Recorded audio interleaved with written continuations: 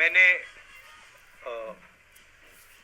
आप सब से काफी बार बोला है कि हिंदुस्तान में लोकतंत्र पर आक्रमण हो रहा है और इसका हमको हर रोज नए नए उदाहरण मिल रहे हैं। सवाल मैंने एक ही पूछा था, फाउंडेशन पे जाता हूं, अदानी जी की शेल कंपनीज हैं,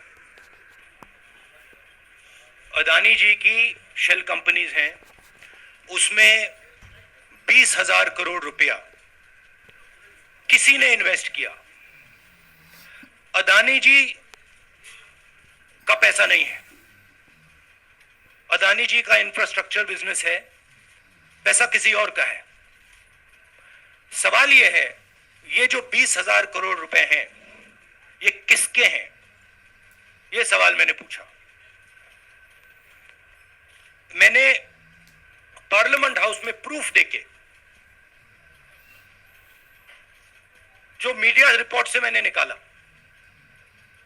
अदानी जी और नरेंद्र मोदी जी के रिश्ते के बारे में डिटेल में बोला। रिश्ता नया नहीं है, रिश्ता पुराना है।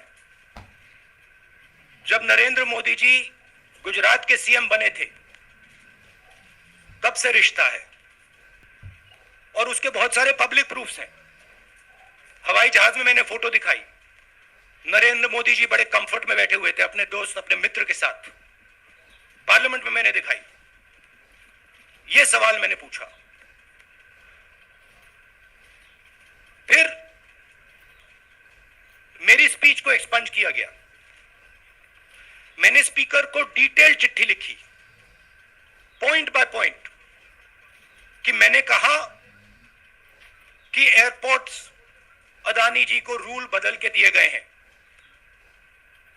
ये लीजिए रूल की कॉपी जिसको बदला गया है। चिट्ठी लिखी, कोई फर्क नहीं पड़ा। फिर मेरे बारे में मंत्रियों ने पार्लियामेंट में झूठ बोला, बोला कि मैंने विदेशी ताकतों से मदद मांगी।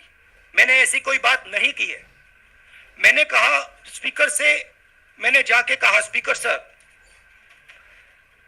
पार्लियामेंट का नियम है कि अगर किसी मेंबर पर कोई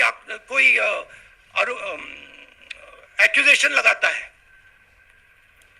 तो उस मेंबर को जवाब देने का हक होता है। मैंने एक चिट्ठी लिखी, उस चिट्ठी का जवाब नहीं आया। दूसरी चिट्ठी लिखी, उस चिट्ठी का जवाब नहीं आया। फिर मैं स्पीकर के चेंबर में गया। मैंने स्पीकर सर से कहा, स्पीकर सर, ये कानून है, ये रूल है, इन्होंने झूठा आरोप लगाया है, मुझे आप बोलने क्यों नहीं दे रहे हैं?